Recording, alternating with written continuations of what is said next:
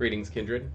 Welcome back to my world of darkness. I am Voivode Maquette, and this is the first episode of the second season of Thicker Than Water.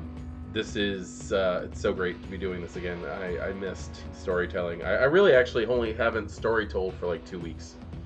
That was it. But last Friday, we did our first one. I had decided that this was going to be basically split up into seasons due to the fact that we're in the new year and everything else. So I guess you can look at it that way. Every year I'm probably going to start a different season. Or, if something catastrophic happens to change the story in some fashion. But this season actually is going to be, at least it's going to start off a little darker.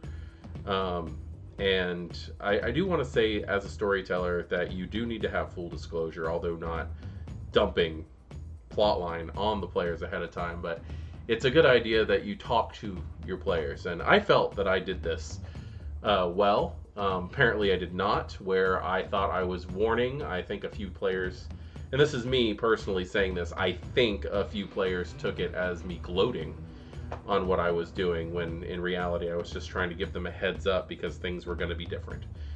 And I was going to focus more on the personal horror of the aspect of this game, and I think it did hit some of the players kind of hard. This first session for the season started off as inspired by music, actually. The song "Everybody Wants to Rule the World" by Lorde, not by Tears for Fears, but by Lorde's rendition, which I believe they did for the Hunger Games. It's just such a dark and foreboding tune. Links in the description for all the songs that I'm using in this, because I introduced some elements into this game where music was very important.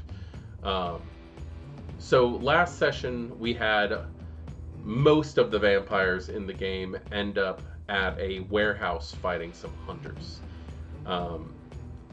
where Tinia and Gabriel had been dragged in due to a anarch Toreador by the name of Duke, who was trying to protect a school. The Toreador Primogen, Harpy, of the city Anaroma had recruited Axel as a hound of the sheriff, and also Justin Murphy to also check in on this same situation, because they had gotten wind, the Camarilla had gotten wind, that there were hunters who were investigating in on this possible Kindred, possible Ghoul, Anarch issue, to see if they had to clean it up. And then there was also Dawn and Sam, who were involved for their own reasons, because Brittany had come to Dawn and requested help of this person that she knew, who happens to be the same individual, which is the Toreador Duke's Ghoul, who's being harassed. So most of the coterie, or most of the vampires, I really can't even say coterie at this point because they become so fractured, and also Justin isn't exactly part of the coterie. They've arrived at this warehouse and all hell breaks loose. And if you need to know anything about that, check out the last episode of the first season, because that was a pretty intense battle. But in that, Damien ends up getting separated. Damien went to go look for the rest of the Kindred, and they had left him. They had abandoned him. Whether or not they had done it on purpose, it does not matter. It does not matter. Everything depends on perception. Perception can change the viewpoint of anybody that it is directed from. And the fact is, Axel's perception has been quite skewed. But is it really? Because so many things that have happened are blamed directly on Axel. Whether or not they are his fault, it's been hostile. It's been aggressive. While feeling down on the whole situation that's happening, Axel's leaving the scene, and he notices that all the shadows are darker and undulating towards a specific direction as he follows them with his general curiosity of what the darkness is. It leads him to this old dive karaoke bar in Fulton. And as he enters, he finds dozens of people dead at their seats. People who have collapsed onto the ground, dropped drinks, just a full massacre. And he feels the desire to leave right away, but there are 4 individuals who do not match the rest of the scene. One is a long-haired, rather ratty woman who is wearing very tight jeans, a tank top that's barely containing her frame, who is coiling up the cables on the stage from the karaoke equipment. There's a bleached blonde guy behind the bar who's cleaning out a glass with a blood-stained rag, who just looks up at him as if this guy is supposed to be there, as if he works behind the bar. And the other one is wearing a white suit, a white pinstriped suit with black gloves, and he's drinking blood from a whiskey glass. The 4th person is a dead, presumably bartender, who's strung up from the ceiling with precision cuts down his arms, dripping into glasses below. And before Axel has the ability to walk out, the man in the suit, without even turning to look, says, "Damien,"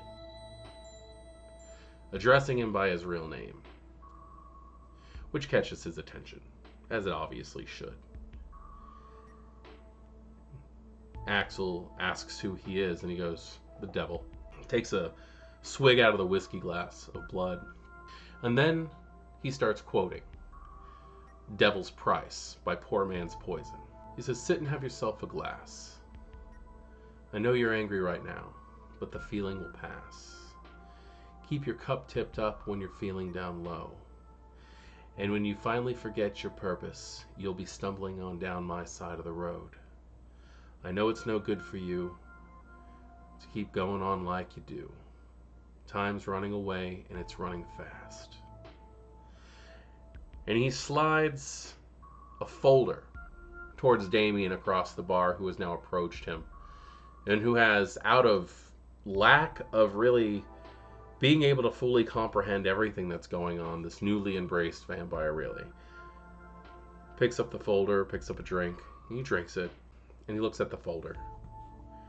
And there's a hand-drawn sketch of his sire, Deacon Royce. There's a photo of the Prince of the City, Billy Smith. And then there's a photo of the coterie.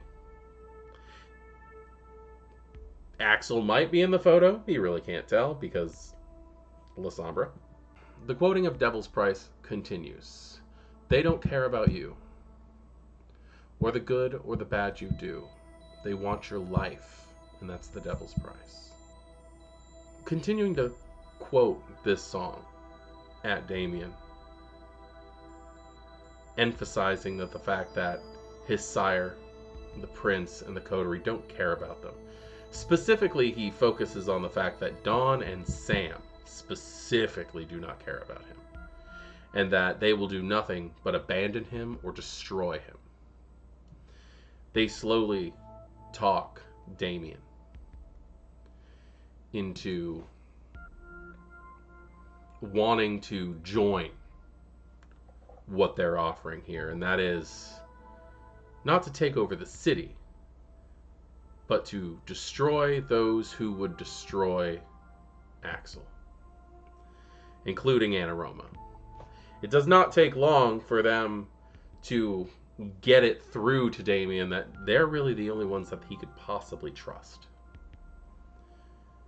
The next scene, because this started off as just a grouping of vignettes, is in the morgue at Portland General, where a rather beaten up Justin is feeding off victims as he can, and Pete, his manager, also a member of the Hikata clan, are doing tox screenings on the bodies that are found at that karaoke bar.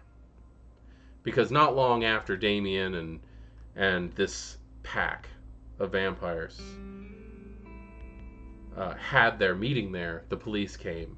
The police found the bodies. And the general consensus is that these deaths were caused due to the fact that most of them, and the bartender was not mentioned in this, but most of them died of asphyxiation, of no air, basically, not being able to breathe. The general story, obviously made up by the Camarilla to cover up what is actually going on right now, is that the gas leaks that have been the main blame for most things in this city since the attack on CERT's base slowly suffocated these people. And they didn't even realize that as they were drinking and ringing in the new year and enjoying themselves, that they were just dying slowly. In reality, that is not how it happened. As Pete is explaining to Justin the results of the talk screening, Justin failed a perception check. Did not hear the zipper that was going down. Did not notice the movement behind them as one of the body bags sits up, unzips. A tendril of shadow wraps around the ankles of Pete, whips him across the room, slamming him into one of the body refrigerators with bone-crushing force. Just as Justin turns around and sees the man in the white suit climbing out of a body bag with a grin on his face, and I faded to black. The next scene takes place probably around the same time as Pete and Justin are getting their visit in the morgue. Tinia is just finishing up her visit with the prince of the city at his restaurant, the Italian Friends of Amos, also in Fulton. And that visit can be seen at the end of the last video of season 1. But as she's leaving the restaurant, she gets a text message from an unknown number. It says, "There's a DVD on the counter of the kitchen that you just walked out of. Take it." With a little emoji of a vampire face, smiling. She turns around, looks through the screen door, and sure enough, right next to the door is a thin plastic case that holds a DVD. The DVD has a sticker on it that has the name of the karaoke bar where the massacre happened. The Karaoke Massacre, as the players are now calling it. She takes it, not knowing exactly who told her to, but she takes it. She goes home and she watches it. And it's a performance DVD. It's one of those little souvenirs that you can get at some karaoke bars where they've set up a camera so that you can watch yourself, bring home a souvenir. And a man in a white suit walks up onto the stage and starts singing Lord's rendition of Everybody Wants to Rule the World. And as the climax of the song grows, and I highly suggest going into the description and listening to this song because it's jarring.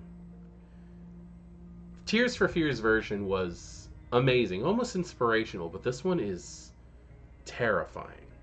At the climax of the song, shadow pours out of the person singing and engulfs everyone in the room. And as the song continues on and then dies down, the stage is empty. And everybody in the bar is dead. Until the DVD just wears out and dies. At this point, Tinia sends a group text message to everybody, letting everybody know that there is a situation concerning the Karaoke Massacre, which has been on the news at this point. It's not that much of a surprise. I considered doing short vignettes for each of the characters before getting everybody together, but Tinia jumped right in and started contacting everybody and trying to get everybody together so they could talk about this. when Axel answered, I do want to point out that Damien was answering everything, but it was the blonde guy from the pack who is now traveling with Damien. He goes by the name of Treble. And Treble,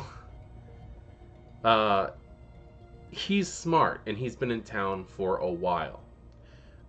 This is actually something that caused problems because I didn't give anybody any inclination that things were happening.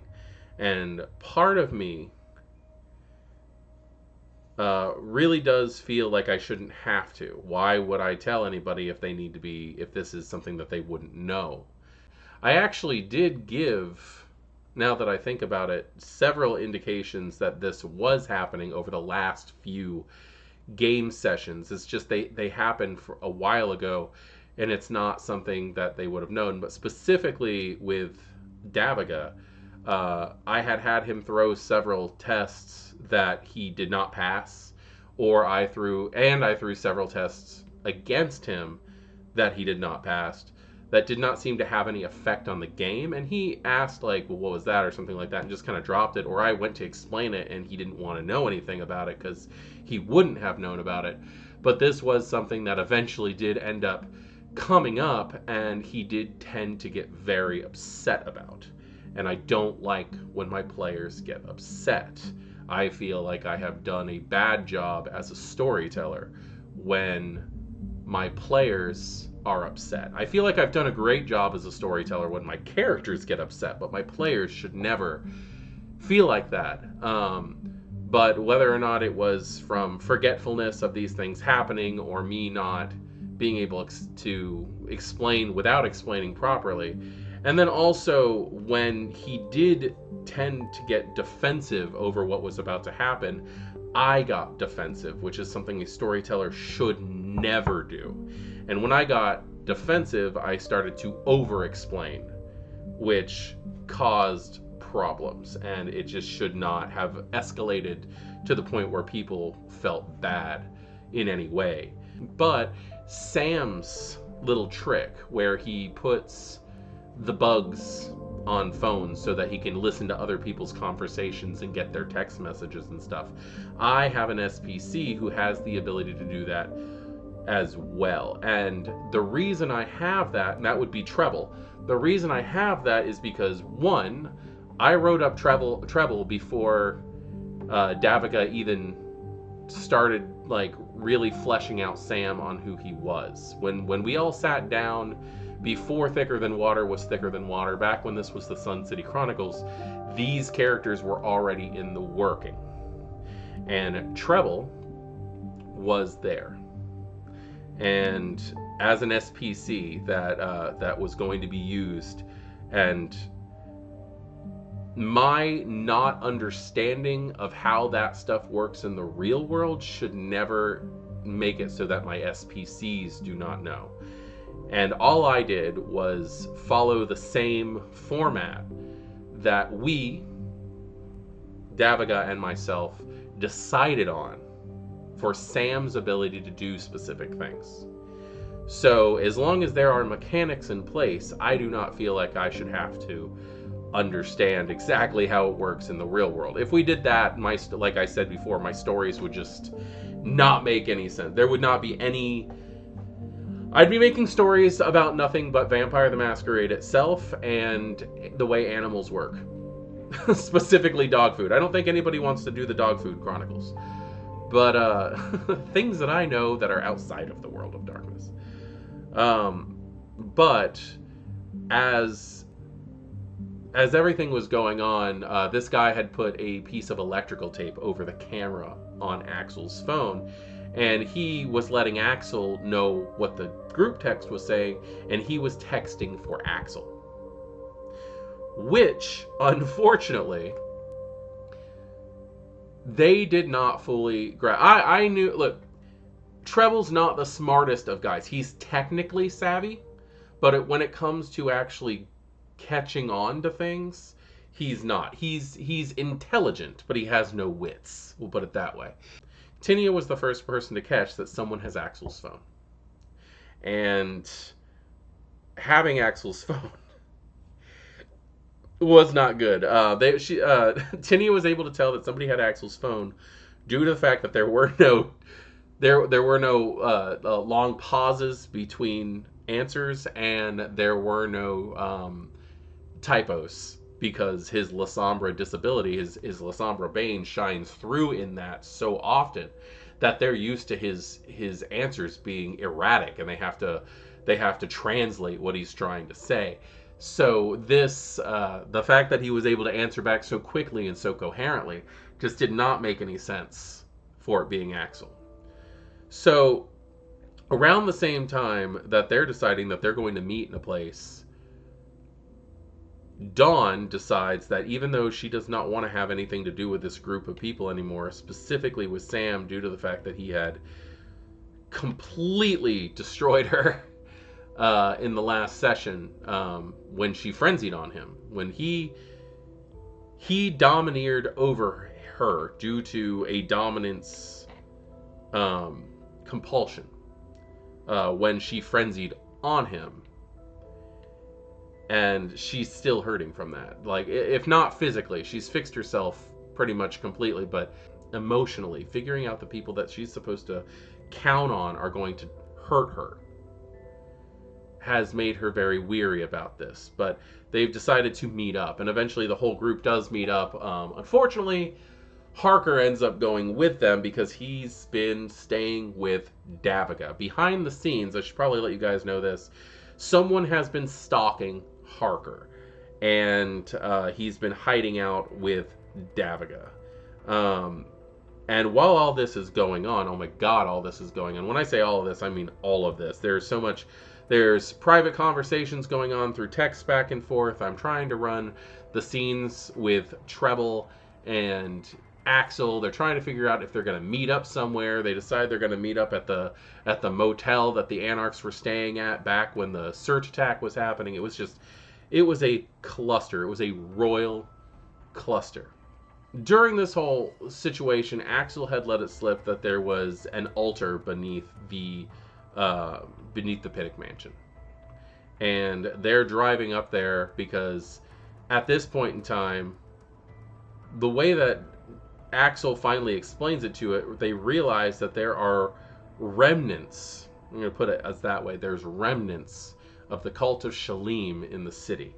And the Sabbat see the cult of Shalim, at least I personally portray the Sabbat as seeing the cult of Shalim as infernal, and therefore must be eradicated. So this is just building on to this Pax, for some reason, hatred of Dawn and Sam in particular. And they rush up there, they find the cave, they go in, and they wreck it.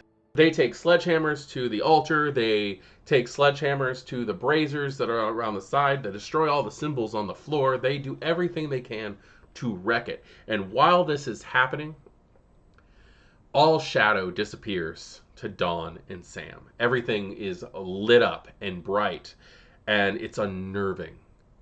And then it takes a few minutes, but eventually dies down. They don't exactly know what happened in character yet, but they do know that something happened, and they most likely believe that it has something to do with Shalim, with the way that things have been going on.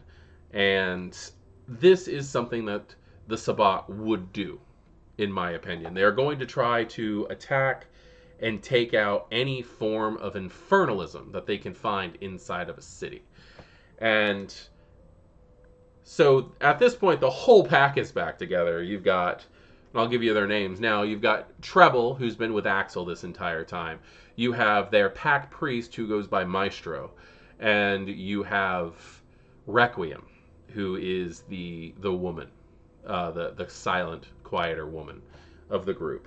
And as the coterie is trying to figure out what exactly is going on, what exactly they're going to do with Axel, they start hearing sirens in the background. Just more and more sirens coming. And as they decide that they're going to try to figure out what's going on, they get a text message from Justin saying that he's in the middle of a hostage situation.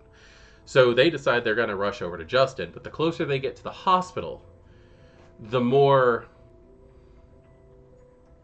lit up the sky seems and the more sirens are, they had set the hospital on fire.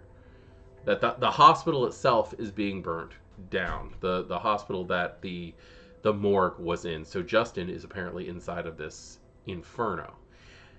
As they're trying to figure out the plan to get Justin out of there and realize that they're completely surrounded by authority figures, firefighters, ambulance drivers, police officers, hundreds of people who are looking at the inferno, either people who have escaped from the hospital or people who are just gathering around to see the destruction and devastation. Dawn gets a text message photo from an unknown number. And it's a picture of the hookah bar that Brittany works in. And then, as they're still trying to figure out what's going on, she gets another one of Brittany behind the counter at the hookah bar. Someone's outright threatening Brittany.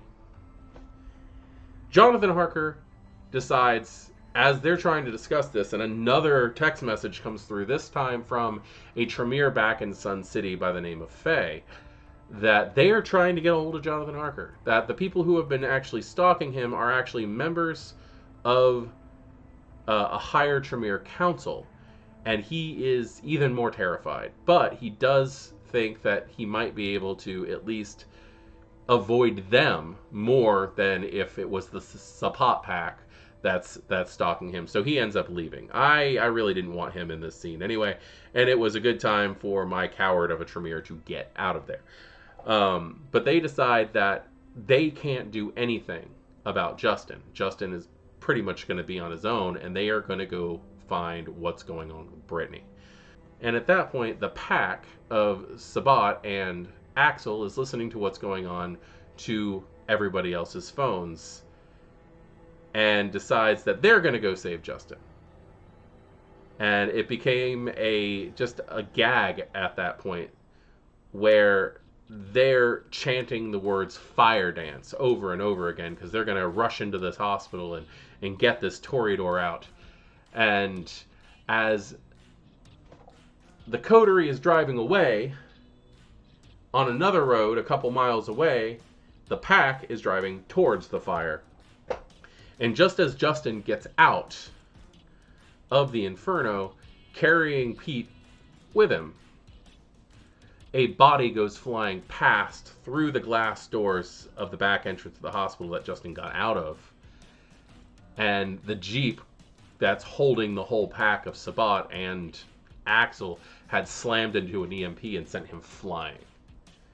And they start screaming, "We're here to rescue you!" And they're enjoying the hell out of themselves. It's just a huge game to them at that point. Cops and ambulance drivers are running up trying to see exactly what's happening in this newfound carnage that's happening already in the devastation of this fire. And the Sabat pack opens up fire and just starts killing whoever gets too close. They say, "Get in."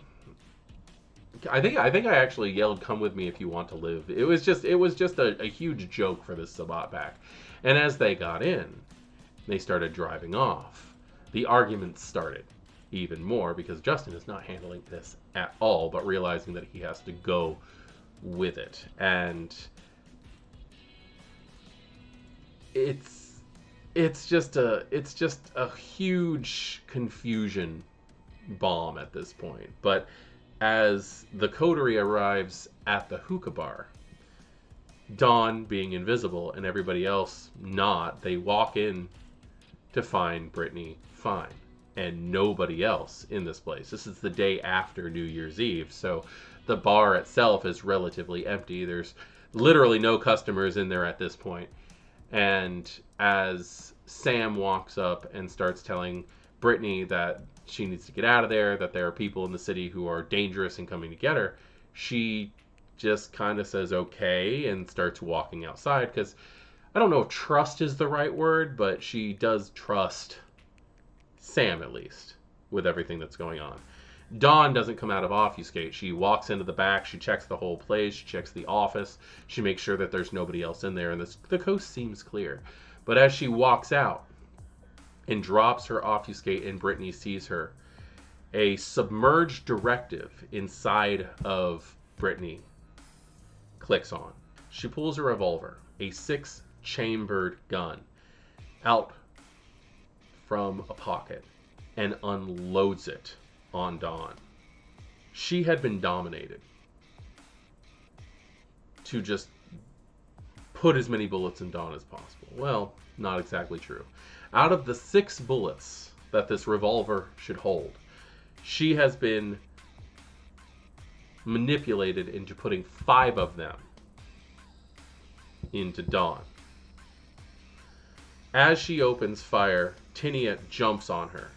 Sam slaps the gun out of her hand, not holding back his strength, and breaking her arm in 3 places. The wet snap of bone audible and echoing through the alley. She crashes down to the ground, screaming in pain, and scrambling to get the gun as she tries to shoot herself in the head with the 6th bullet.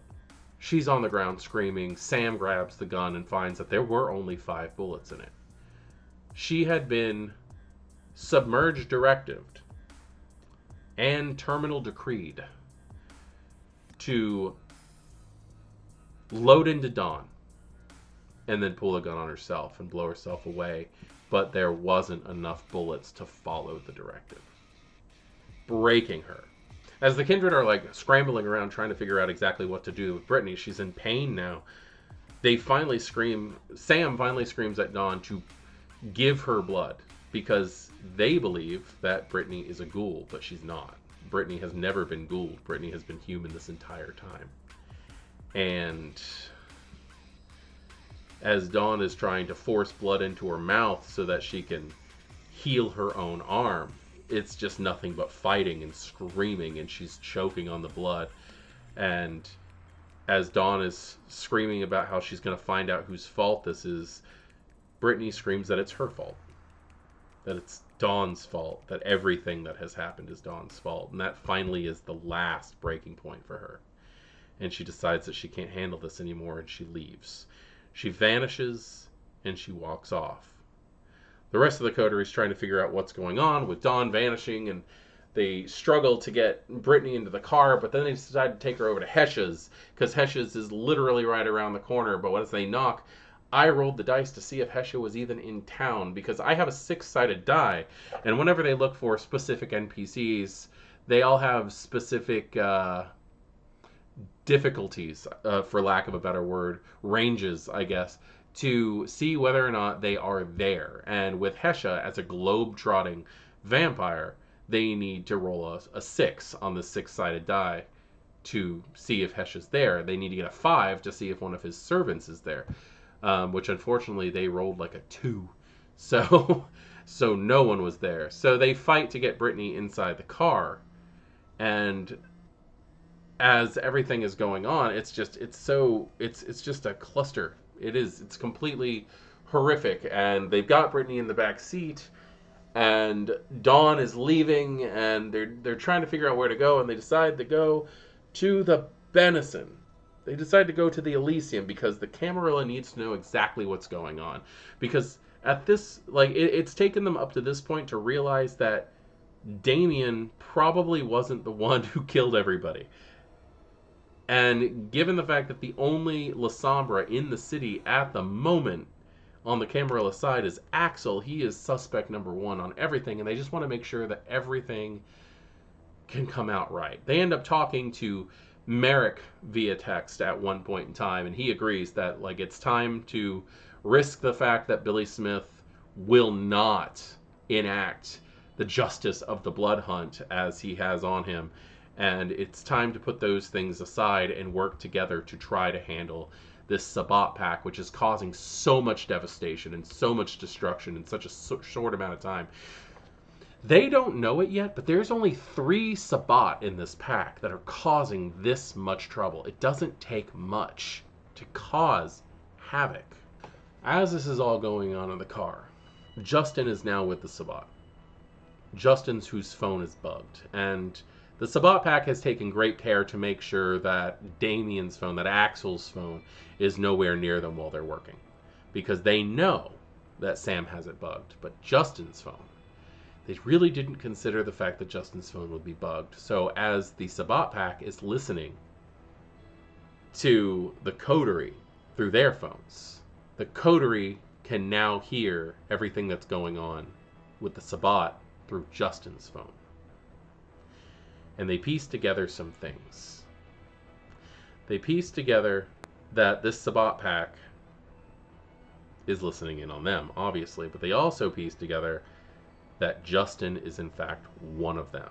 Justin, the Toreador, was an infiltrator for the Sabbat that had come in to the city and started spying on this overactive anarch group of Kindred as well. So they all get rid of their phones. They all end up destroying their phones. Because phones, seriously, like, with the way that technology has grown in the modern nights, cell phones are one of the most dangerous things for Kindred to have. The Camarilla is outright correct on that one, because anybody can do the things with the proper knowledge, which, out of character, I obviously don't have. But with the proper knowledge, anybody can turn a phone into a two-way receiver. They can get whatever information they need. And when Sam realized that he could hear himself and his coterie arguing through the Sabbat's listening devices as well, he realized that everybody, it was this huge loop of spying on everybody. They get to the Benison, and while they're outside, they're trying to figure out what to do with Brittany, who's screaming to just drop her off at the hospital. And they go, well, the hospital burnt down. And she looks up and goes, well, then another hospital. But she's hysterical and she's screaming. And they're like, do we drop her off at some clinic, some 24-hour clinic? Do we take her to one of the other hospitals in the city? Like, what do we do? But as they're doing this, they're also screaming at her that she needs to utilize the blood to heal. And she does. And eventually she does. And that should not be a pleasant event, ever.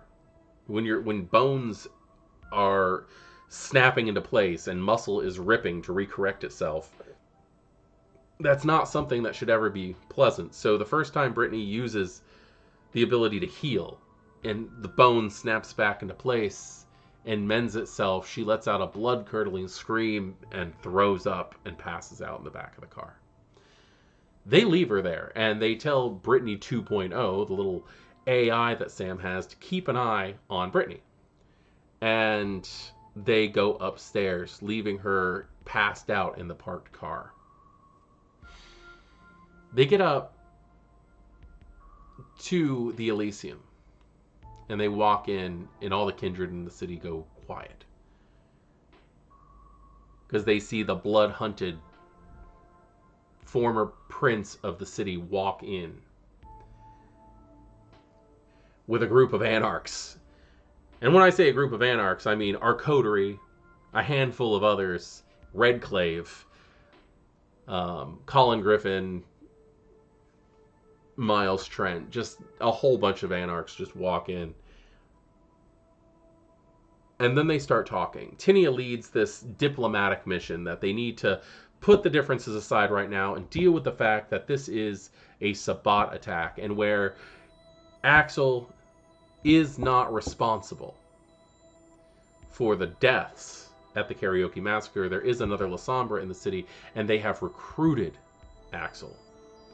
Now, when the information with Axel had gotten to Sam, what he had done is he had forwarded all the information, his identity, the fact that it was Axel is Damien, all of that stuff got sent directly to the Camarilla.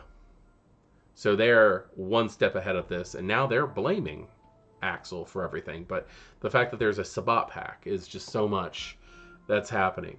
That's when they start noticing that there's people in the Elysium that do not seem to be doing well. These people start to hold their stomachs and stumble around, and at first, everybody is trying to figure out what's going on. Are these ghouls? Like, what is this? They just... And as they start coming together... At this point, the security is trying to get a hold of them, but they're just trying harder and harder to get together. And as they do, they clutch together in this amalgam of horror and start ripping through the crowd. And the Kindred all decide that it's just time to run. A line forms of the security who open fire, trying to keep this mass amalgam of eldritch horror back.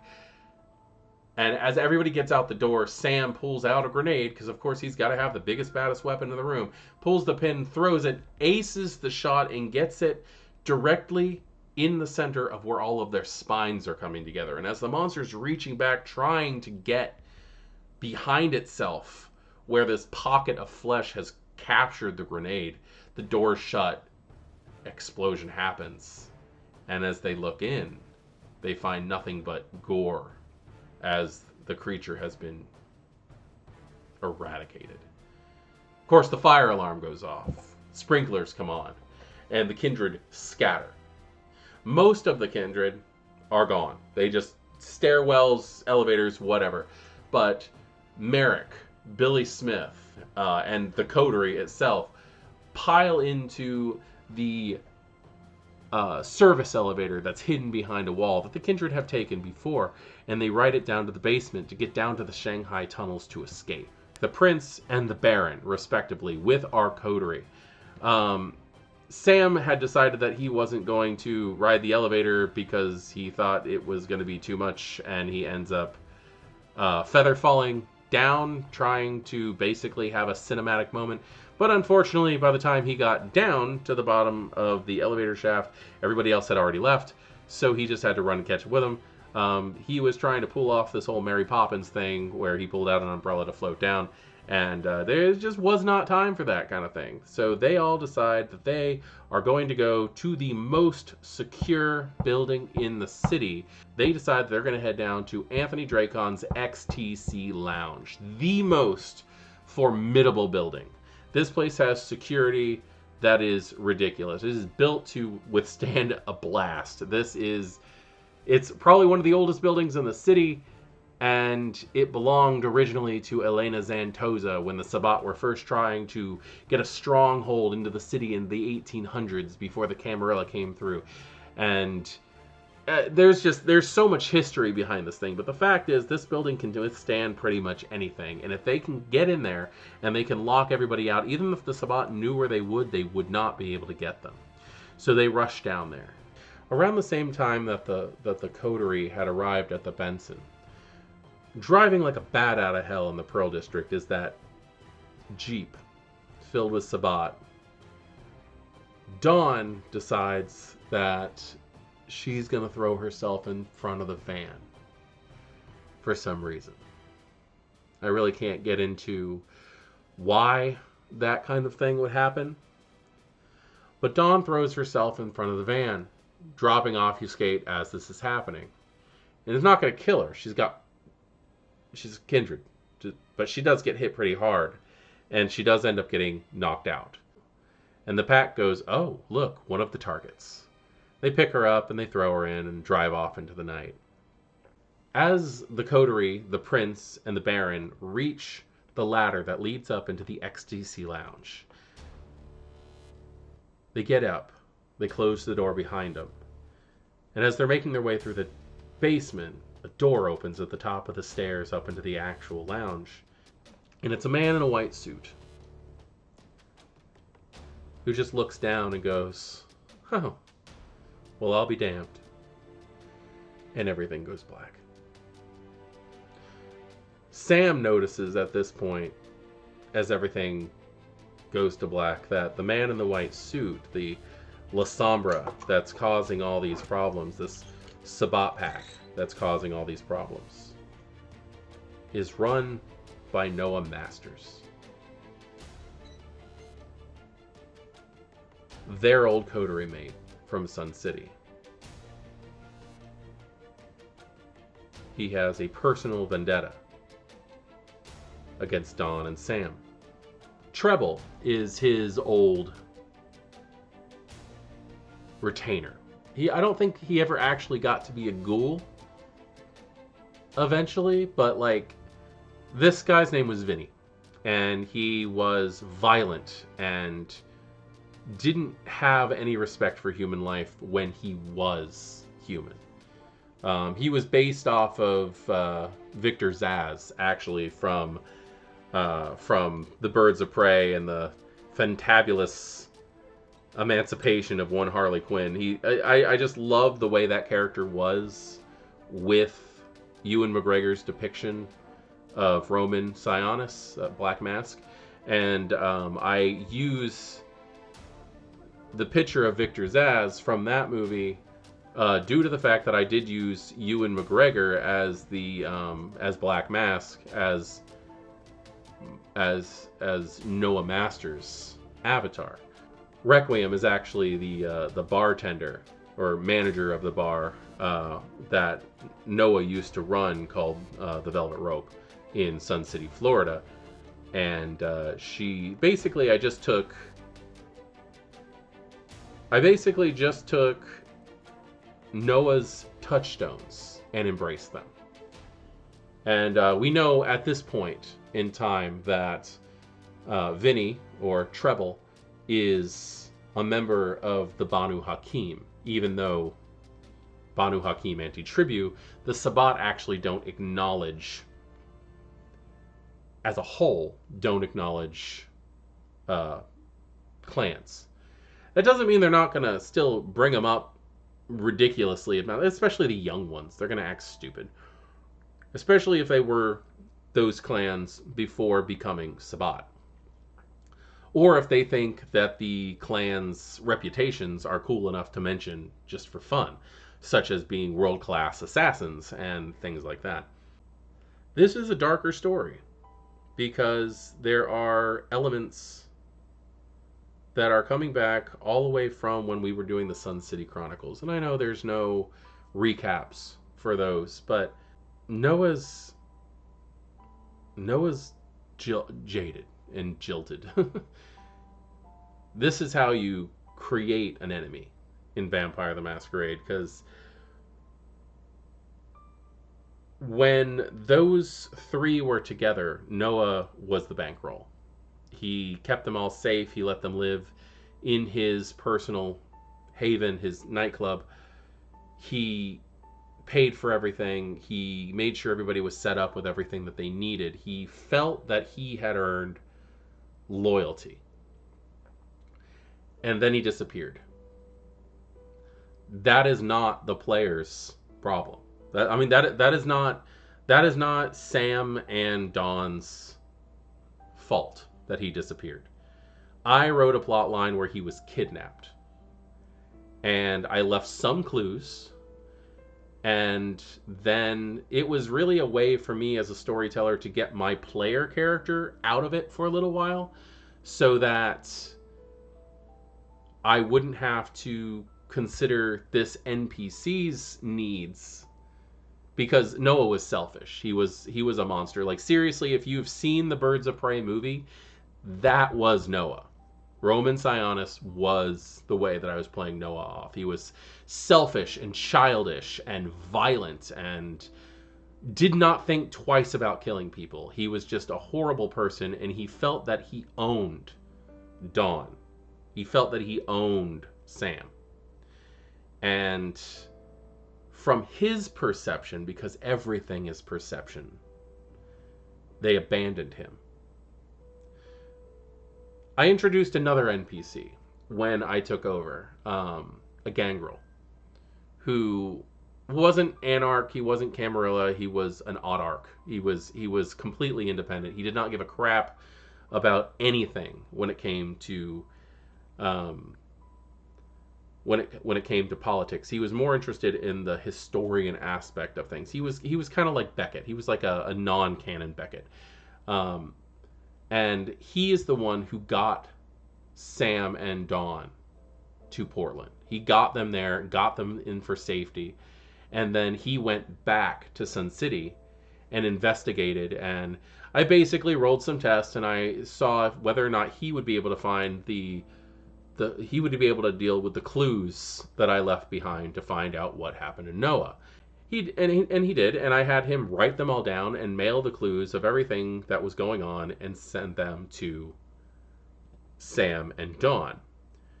And they got it, and there was a one-night game session before everything went to thicker than water, and everybody had we had new players and everything like that, where they tracked down where Noah was, found him, and went through a horrible, horrible event, like god awful, disturbing, Last House on the Left, The Hills Have Eyes style horror game where people were damaged, and it was like our first real big monster combat, and they were dealing with what appeared to just be crazy people in a swamp, deliverance kind of stuff, and then they ended up getting shipped back to where they were.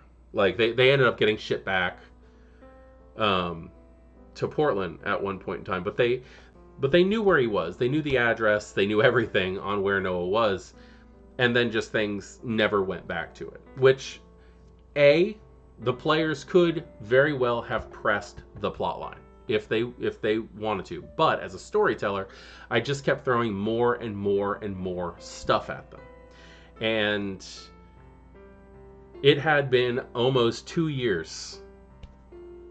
I feel like it. God, I don't know. In game, at least, it had been almost 2 years, because there was a situation where we did with time jumps and things like that, just to get things caught up to standard time for the game.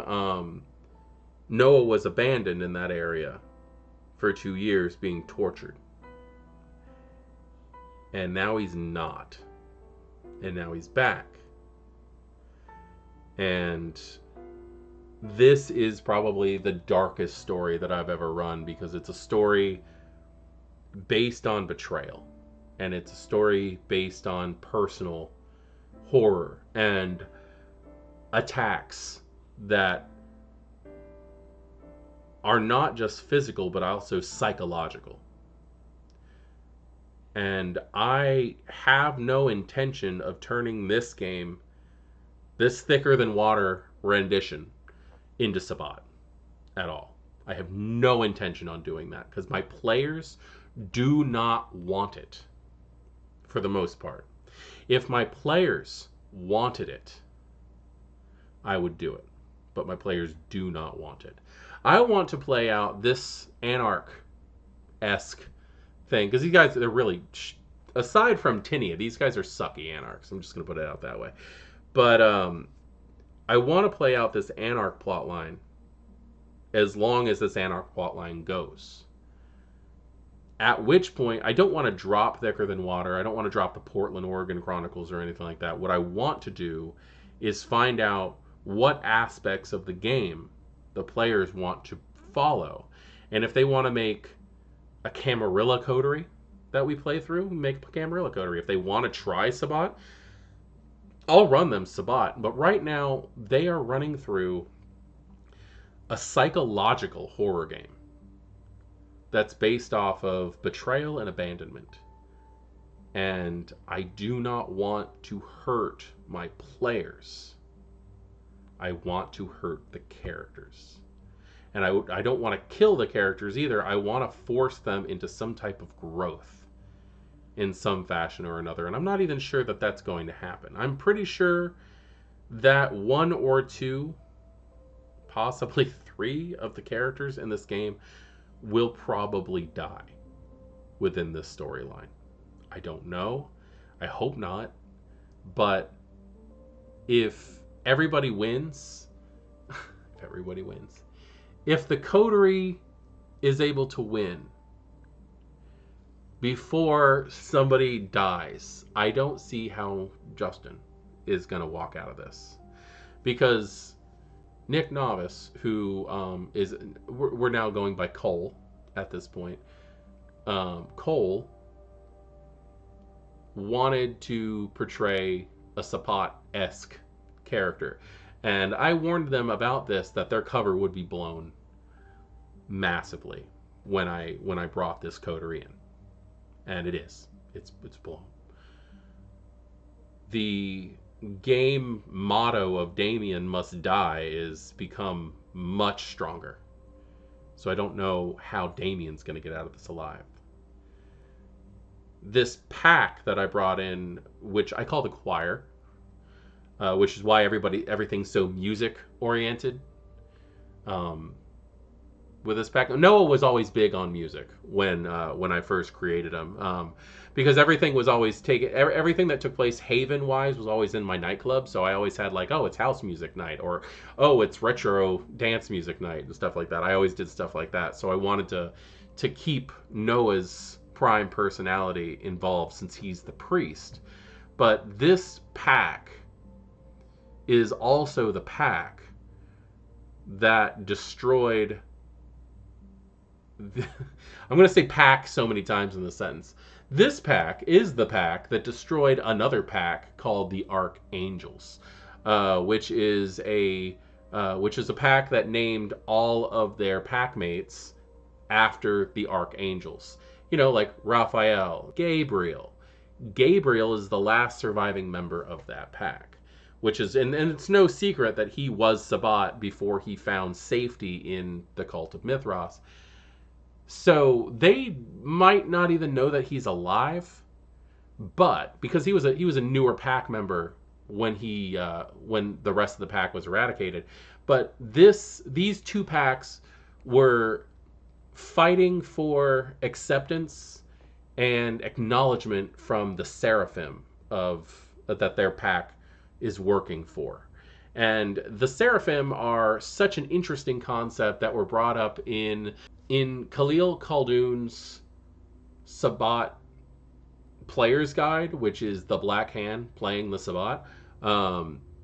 It goes over, and it's not a fully canon book because it's from the storyteller's vault, but it's written by people who have worked on real canon stuff, and it's just something that I love so much. It's such a great way of portraying the Sabbat as 3D characters, as three-dimensional, not cookie-cutter throwaway villains. And they introduced the concept of these seraphim, of leaders in the Sabbat, who are all vying for who's going to be regent. And where they have a wonderful number of seraphim listed, I have decided to bring in my own, which I'm using Elena Zantoza, who is an NPC that I've used for years, and she just fits perfect. She just fits so perfect. And her little puppet mastering over these packs are they vie for who's going to be better, who's going to be more useful. And the Archangels and the choir have they've got a dirty history. I really wanted to give Gabriel something to really focus in on as a character in this game, and I think that this is going to work out just right. And I cannot wait to see how this is going to happen. Unfortunately, we did not have Gwen, Gabriel's player, due to medical issues, but hopefully we'll have him again next game session, which is actually tonight. It is the 25th of February. Anyway, I'm giving you a lot more than I really should, but the fact is I feel bad that I made my players feel bad. I don't like the idea that my players were upset. I like the idea that the characters were upset. Don't get me wrong. I love that. And I do like the fact that my players are emotionally invested in their characters enough to become upset. But I've always had my own definitions for things, and a storyteller is not there to attack you. A storyteller is there to tell a story with you, to work with you in creating something. I've always seen like dungeon masters as being the type of storyteller that is there to take you out. At least, and that's my own perception, and that's because I've had really crappy dungeon masters in my attempt to play other games. But a storyteller should be there as a world builder. And it doesn't work unless everybody is working together on that one. Tonight is session 2 of this season of Thicker Than Water. And I'll try to get the recap up a little faster. I don't like the idea of putting them up or filming them this late into the week. It's just been a crazy, crazy week with me trying to get all the level by level obfuscate videos up and stuff. But I'm looking forward to seeing what this story does, and I don't think that this Sabat Pack story is going to last very long. It's not really meant to, because I could have stretched this out for being like a several week encounter.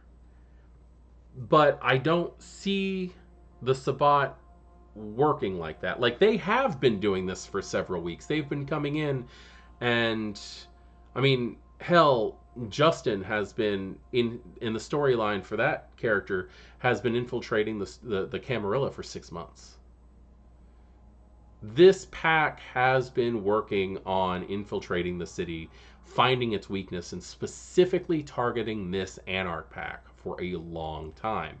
But once they come in, it is like a wrecking ball. They rush in, they destroy as much as they can. I really do think that this whole Sabat plot line that I'm running is only going to be 1 or 2 nights long in game sessions. Like in game time.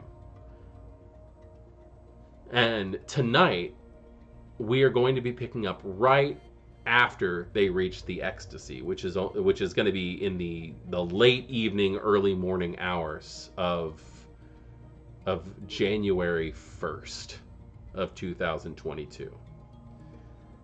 So I'm very excited to see where this goes. I do plan on having more musical interludes, because like whenever somebody says something around this pack that is even closely related to song lyrics, they all bust out in that song. Like, it's just something that I do, where a lot of players, where a few of the players actually seem to be quite amused by this, but it's also a very unnerving thing that they don't have the mentality. This is what's keeping them human at this point. I'm interested to see what's going to happen with this pack. I really am, because I'm not. I don't want them to just be one-off villains. I don't. But I also don't see them. It's the coterie or it's the pack. I really think that we are at that point. And I think we're going to find out what happens, because right now, all of the players, except for Gabriel, are at the ecstasy, which is the perfect arena for a final confrontation between these groups. They have the prince, they have the baron. And I wonder exactly how Gabriel's going to get involved, if he is able to show up. If not, he might have to write it in that he caught wind that this pack was in town and ran because it killed the rest of his pack. I don't know. But we will see. Anyway, I'm Voivode Maquette. This is my world of darkness, and I love to hear your reactions to a situation where the story has gotten darker and is enveloped more in personal horror, and where I'm also dealing with out-of-character trauma, turmoil, conflict with the players, not just the characters. Thank you for joining me. Good night.